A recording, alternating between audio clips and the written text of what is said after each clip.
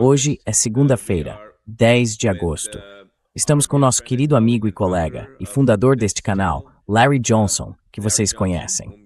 Ele é altamente respeitado no mundo todo, em toda a China, por nossa audiência global, que tem nos dado uma recepção entusiasmada por tudo o que fazemos. E o que fazemos é trazer a vocês informações com as fontes mais profundas que conseguimos encontrar e com o máximo de confirmação que conseguimos obter. Informações sem o verniz de nenhuma mídia corporativa e sem seguir a linha de ninguém.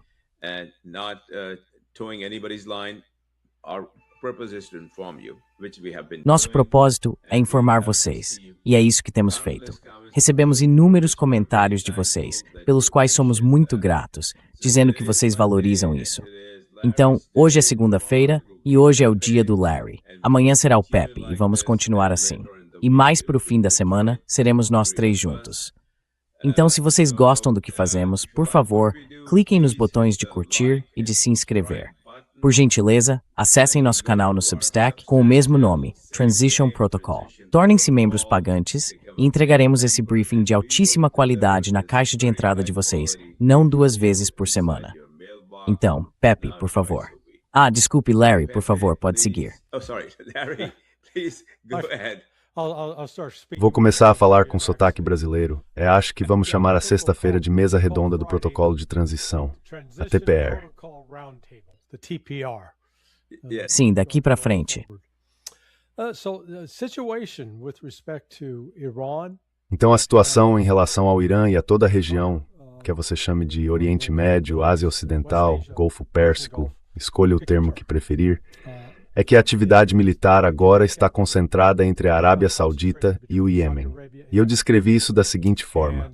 A Arábia Saudita é como alguém que mora numa casa de vidro e decidiu brigar de pedras com alguém que mora numa casa de tijolos e só tem uma janela. Então, os sauditas talvez consigam quebrar uma janela na casa iemenita, na casa dos Houthis, mas os Houthis vão quebrar cada maldita janela da casa saudita.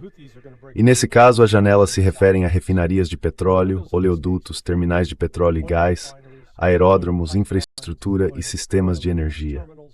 Airfields, infrastructure, power systems.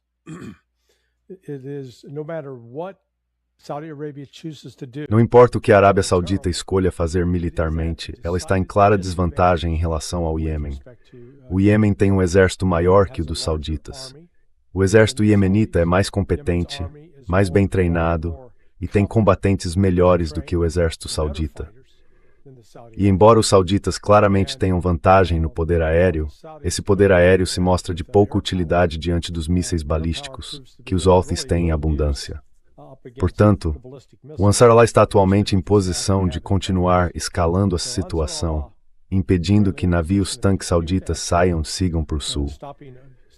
Agora, a única rota deles é ir para o norte pelo canal de Suez.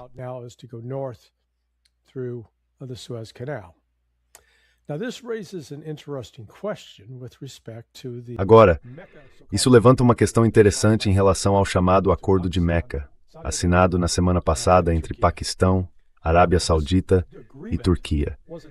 Esse acordo não nasceu de conversas ocorridas nas últimas semanas, nas últimas 3 ou 4 semanas. Ele já vinha sendo elaborado havia algum tempo. Na verdade, acho que talvez remonte até mesmo a antes do início da guerra, em 28 de fevereiro. Porque, se vocês se lembram, os sauditas assinaram um acordo bilateral com o Paquistão em setembro de 2025, cerca de uma semana depois de Israel ter realizado o ataque, em Doha, no Catar, contra negociadores do Hamas. Portanto, essa ideia de buscar uma nova arquitetura de segurança não é algo que tenha surgido apenas recentemente.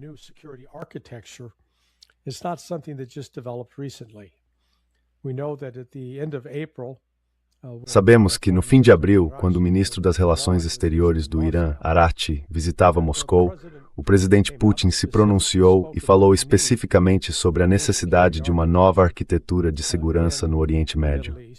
Uma semana depois, Araghchi estava em Pequim e o ministro das Relações Exteriores, Wang Yi, se pronunciou e repetiu quase literalmente o que Vladimir Putin havia dito. Portanto, uma indicação clara de que China e Rússia estavam alinhadas nisso.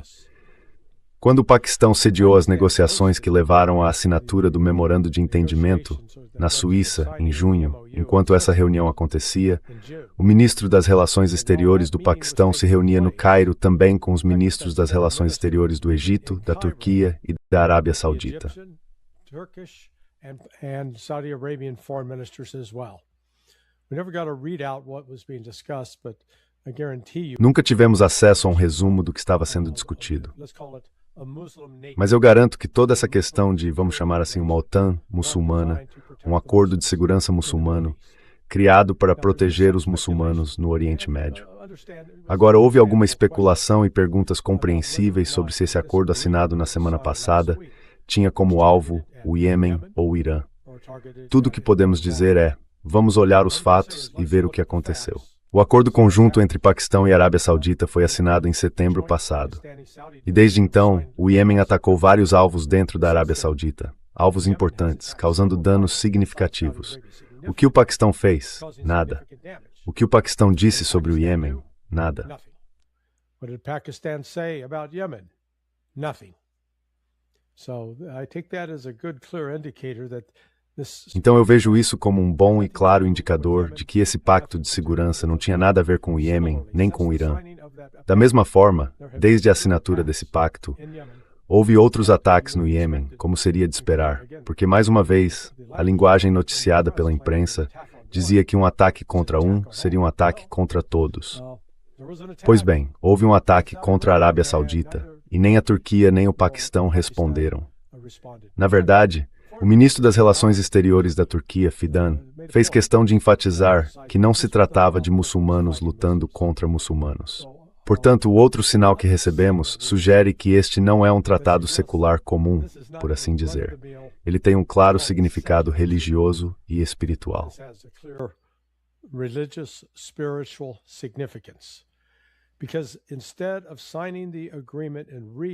Porque, em vez de assinarem o acordo em Riad, eles o assinaram em Meca. E ao assiná-lo em Meca, estavam mandando um sinal não só para o Ocidente, mas para o mundo muçulmano, de que esses eram 3 países muçulmanos poderosos, cada um em sua respectiva esfera de influência. A Turquia traz um exército considerável. A Arábia Saudita traz um grande cartão de crédito. Eles têm dinheiro. O Paquistão traz armas nucleares. E nesse sentido, diante das recentes ameaças feitas por sionistas em Tel Aviv e Jerusalém contra a Turquia, agora a Turquia não está potencialmente sozinha contra Israel, que é uma potência nuclear. Agora a Turquia também conta com um acordo claro de outra potência nuclear, dizendo, estamos ao seu lado. Então não acho que possamos simplesmente descartar tudo isso como algo sem importância.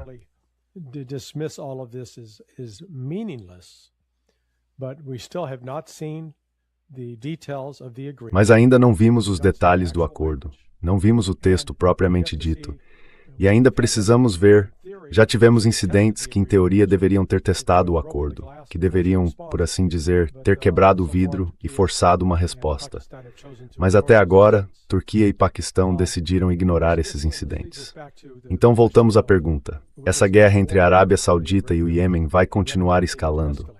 Pelo que parece neste momento, os Houthis estão adotando uma série de medidas ofensivas, digamos, preventivas. Estão destruindo armazéns, destruindo a logística, destruindo pontos de concentração tanto das unidades militares iemenitas apoiadas pela Arábia Saudita, quanto das forças sauditas que buscam intervir.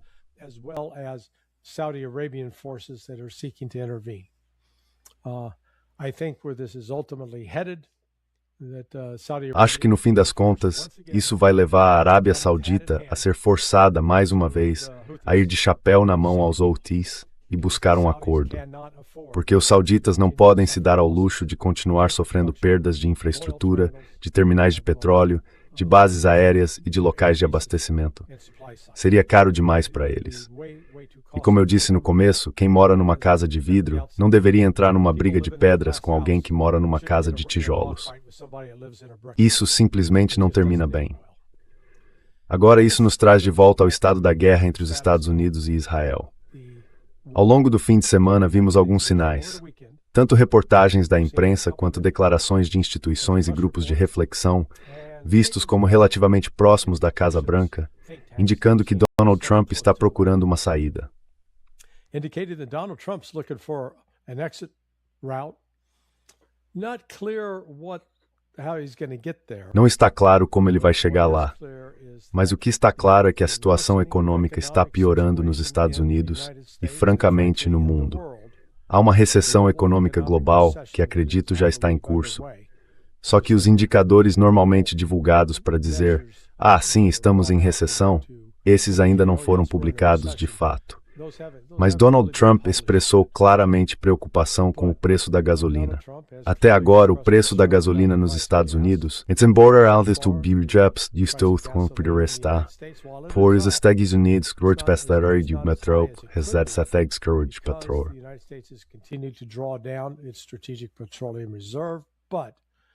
those levels are now reaching a critical level. Essas reservas agora estão chegando a um nível crítico e os Estados Unidos não conseguirão sustentar essas retiradas sem causar grandes danos estruturais às próprias cavernas usadas para armazenar a reserva estratégica de petróleo. Então esse é o primeiro ponto. O segundo ponto é que a crise econômica global, especialmente no que diz respeito ao Japão, ameaça inviabilizar os planos de Scott Bessent de tentar manter o dólar americano em um patamar elevado para evitar ter de aumentar as taxas dos títulos do Tesouro dos Estados Unidos. Os Estados Unidos estão em uma posição financeira precária e, ao mesmo tempo, fazem tudo o que podem para sustentar o Japão. O Japão, por sua vez, está em uma situação ainda pior do que os Estados Unidos, com uma relação dívida-PIB se aproximando de 250%. Algo nunca visto.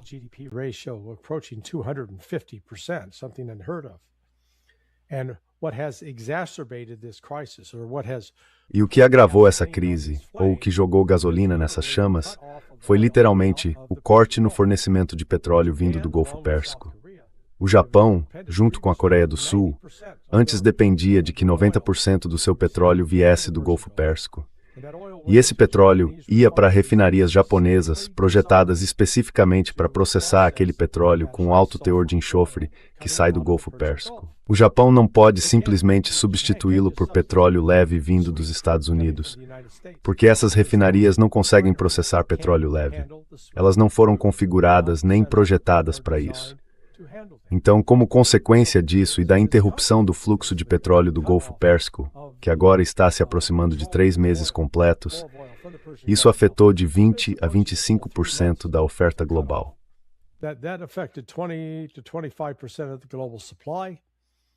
And without that global supply cut off, that means... E com esse fornecimento global interrompido, isso afeta a disponibilidade de diesel e combustível de aviação, que são produzidos a partir dos destilados médios desse petróleo que vem do Golfo Pérsico. O mundo está com escassez. E não se trata de pedir que algum país, como os Estados Unidos ou a Rússia, aumente sua produção. Eles não têm capacidade de aumentar a produção, porque não há petróleo bruto ácido suficiente. Essa quantidade diminuiu. E é isso que as pessoas precisam entender. Então, nesse contexto, o Irã deixou claro que, na verdade, está negociando mais por conta própria. Não está contando com o Paquistão ou o Catar como intermediários fortes. Eles estão em comunicação com os dois países. Mas o Irã claramente está traçando o seu próprio caminho agora. E esse caminho incluiu a emissão do que eu chamo de uma atualização dos 10 pontos que haviam apresentado aos Estados Unidos em abril.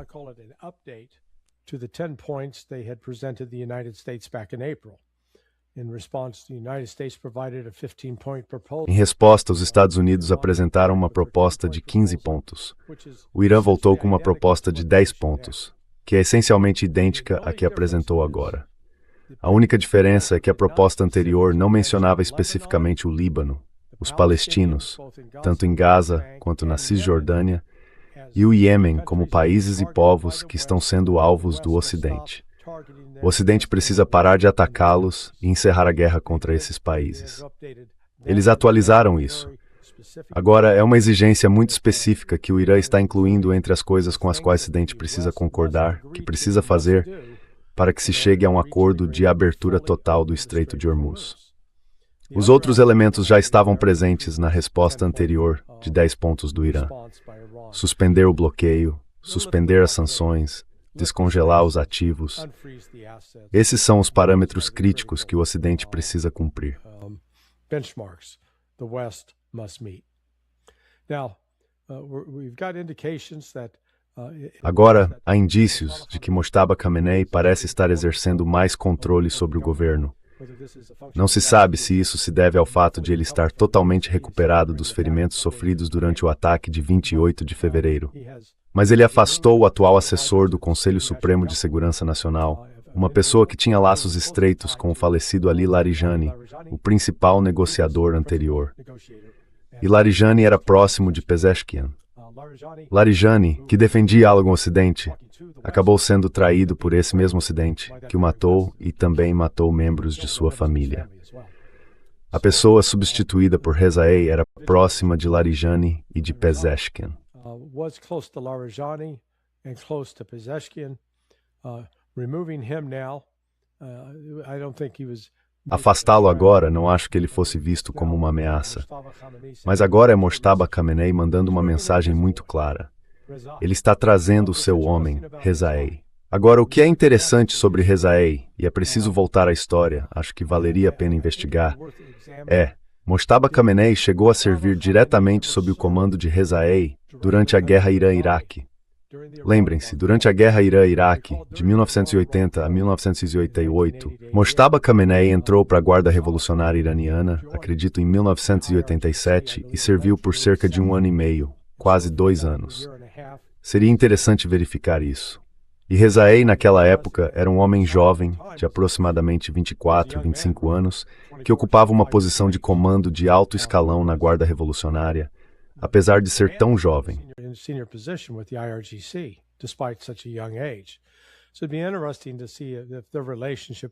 Então seria interessante ver se essa relação realmente vem de tanto tempo. Eu suspeito que sim, o que seria outra explicação para Mojtaba recorrer a Rezaei agora. Acho que analistas ocidentais vão interpretar isso erroneamente como Rezaei. Eles estão nomeando um linha dura. Não. Eles estão nomeando alguém com conhecimento mais aprofundado, maior profundidade e familiaridade com as opções militares e as capacidades militares. Além disso, por incrível que pareça, ele tem formação em direito. Então ele reúne experiência militar e formação acadêmica para atuar como assessor de Mojtaba Khamenei em diversos assuntos. Neste momento, as únicas conversas significativas que parecem estar em andamento são entre o Irã e Omã.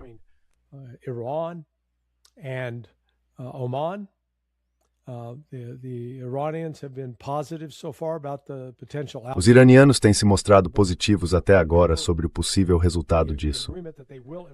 Mas qualquer acordo que eles venham a firmar incluirá o seguinte: o Irã não vai recuar em relação aos seus protocolos estabelecidos sob a autoridade do Estreito do Golfo Pérsico. Protocolos que exigem que qualquer navio que queira transitar pelo Estreito de Hormuz preencha essa documentação online. Em segundo lugar, serão cobrados pedágios, e a moeda que provavelmente será recebida será a moeda chinesa, o renminbi. E uma parte disso será dividida com Omã. Mas por enquanto o Irã continua a vigiar o Estreito de Hormuz com muita diligência. Nenhum navio que não tenha preenchido essa autorização consegue passar.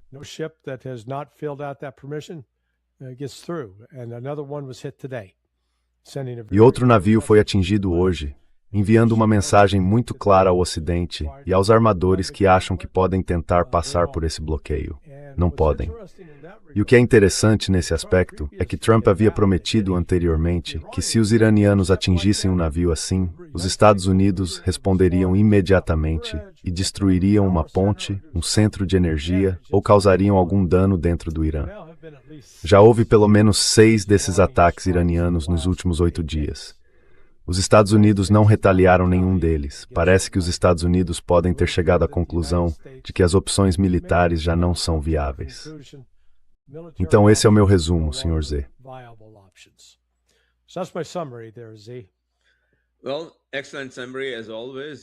Bem, excelente resumo, como sempre. Profundamente ponderado, profundamente analisado, profundamente pesquisado e baseado nas melhores informações disponíveis que fornecemos a você e agora por seu intermédio ao nosso público. Tenho mais alguns pontos que gostaria de acrescentar, e que eu estava compartilhando com você enquanto falava. Eles vêm de nossas fontes muito bem informadas, que temos a honra de apresentar ao nosso público. E são os seguintes, fomos informados de que Moshtaba recuperou em grande parte. Esta é uma fonte interna de uma pessoa muito próxima de Moshtaba. De fato, ela é muito significativa para Paul e para a nossa análise.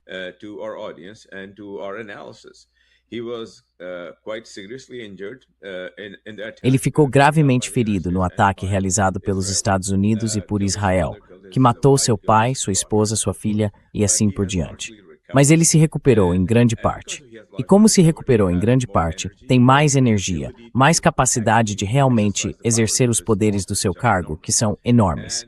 E essa recente mudança de pessoal foi feita porque Moshtaba agora está pronto para assumir mais controle.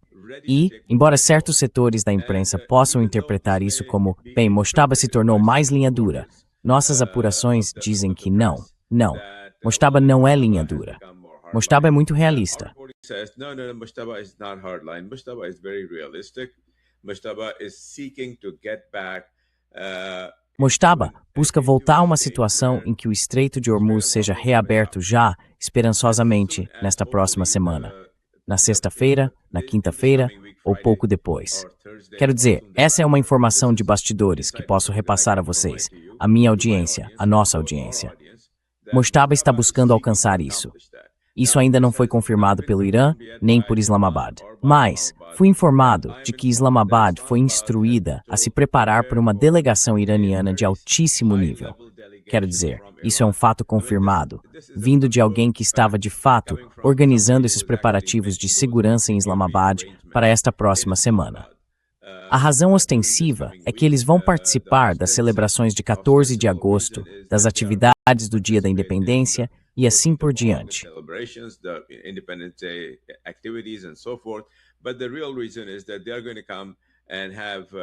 Mas o verdadeiro motivo é que eles vão se reunir e conversar com Asim Munir, com Shehbaz Sharif e com a liderança paquistanesa. E o objetivo seria tomar uma decisão sobre a resposta dos Estados Unidos aos pontos de divergência que foram apresentados aos Estados Unidos por meio do Paquistão. Fui informado de que a resposta foi recebida. É uma grande notícia que recebemos. O Paquistão recebeu a resposta. A resposta foi discutida com a liderança iraniana, mas nenhuma decisão final de Moshtaba, de Araghchi, o ministro das Relações Exteriores, de Pezeshkian, o presidente, ou de Ghalibaf, foi comunicada de volta aos Estados Unidos.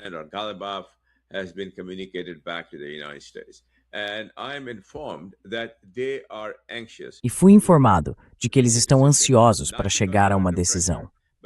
Não porque estejam sob pressão, mas porque não querem virar completamente de cabeça para baixo a situação dos países fornecedores de petróleo, que fornecem petróleo para todo tipo de atividade no resto do mundo. Quero dizer, esse ponto foi enfatizado para mim várias vezes. Eles não querem que a boa vontade que receberam do resto do mundo se volte contra eles. Algo como, não conseguimos petróleo porque o Irã é tão beligerante, o Irã é tão irracional, blá blá blá. Agora Trump finalmente parece ter entendido que lançar mísseis, lançar bombas contra o Irã, não vai conseguir nada. Na verdade, isso só vai endurecer a posição deles. E ele também calou a boca. Quero dizer, as pessoas percebem isso. Você talvez também tenha percebido, Larry. Eu notei que as vociferações pararam nos últimos dias. Você percebeu isso?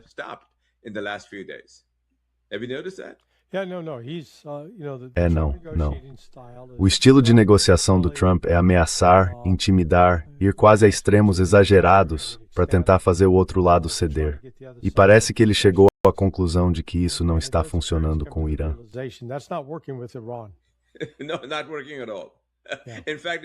Não está funcionando de jeito nenhum. Na verdade, está tendo o efeito oposto. Está encorajando eles a se entrincheirarem cada vez mais. E Moshtaba e a liderança iraniana entenderam isso.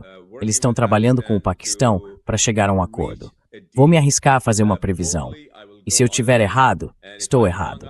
Não tenho bola de cristal.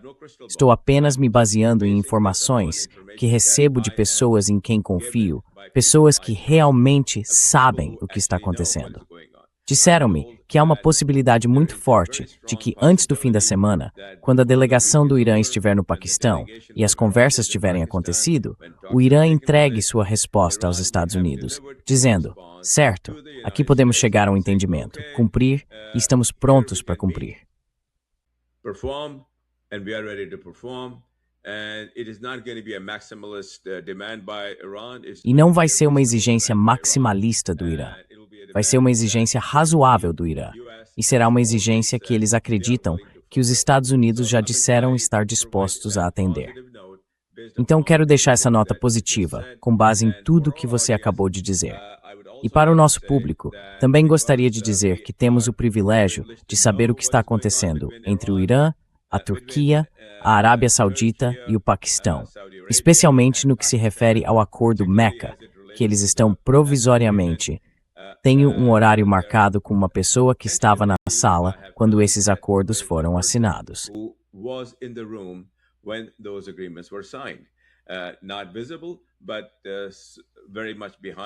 Não visível, mas muito presente nos bastidores, apoiando as pessoas que estavam assinando o acordo. E me foi dada a grande honra de passar um tempo com essa pessoa para ouvir diretamente dele o que tudo isso significa.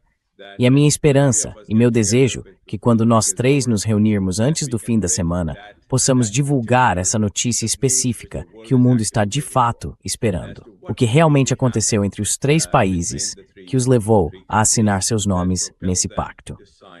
Então isso fica para sexta-feira, quando Larry, Pep e eu nos reunirmos, e deve ser uma notícia muito significativa. De volta para você, Larry. Back to you, Larry. Okay, now I think that summarizes it for today. Certo. Acho que isso resume tudo por hoje. Essa é a nossa atualização. Incentivamos todos a se inscreverem tanto no canal do YouTube Transition Protocol quanto no Substack.